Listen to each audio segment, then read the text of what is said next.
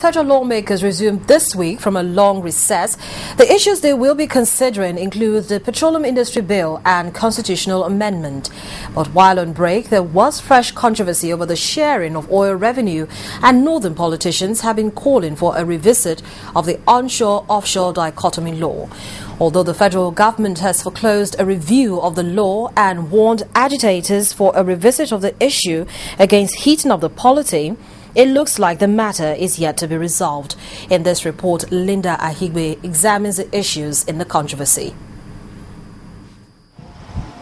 On Tuesday, September 18th, federal lawmakers would be resuming after a long recess.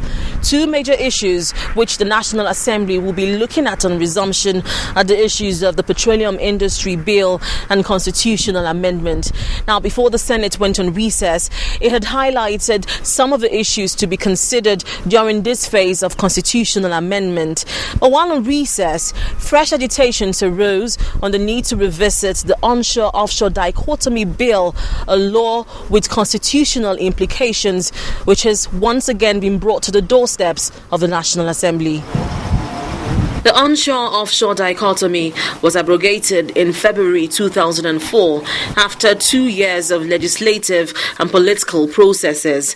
The aim was to work out a solution to a 2002 Supreme Court ruling that affirmed the federal government's powers of control over oil derived offshore. The law stipulates that oil produced offshore would form part of the computation of the 13% derivation in revenues allocated to littoral states.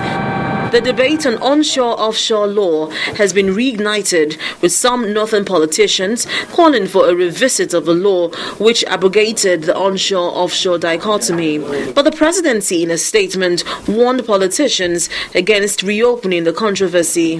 However, the chairman of the Northern Governors Forum, Governor Babangida Aliyu, in what appeared to be a reference to the presidency's statement, said nothing should stop talks on the offshore-onshore oil revenue. For me, I will say that if you can even amend the constitution, that does not mean if a law has been passed that you discover that there is a need to review it.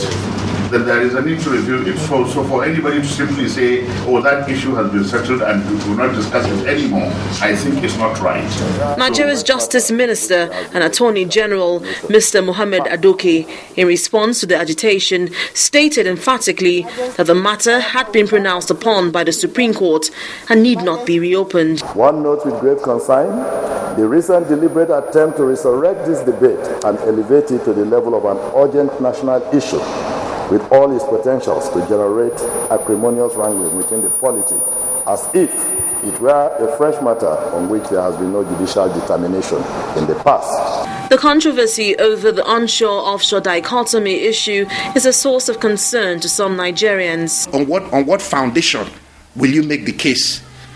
If a river state was not part of Nigeria, where will you launch the boat from to go and take the oil offshore? Where will you come from?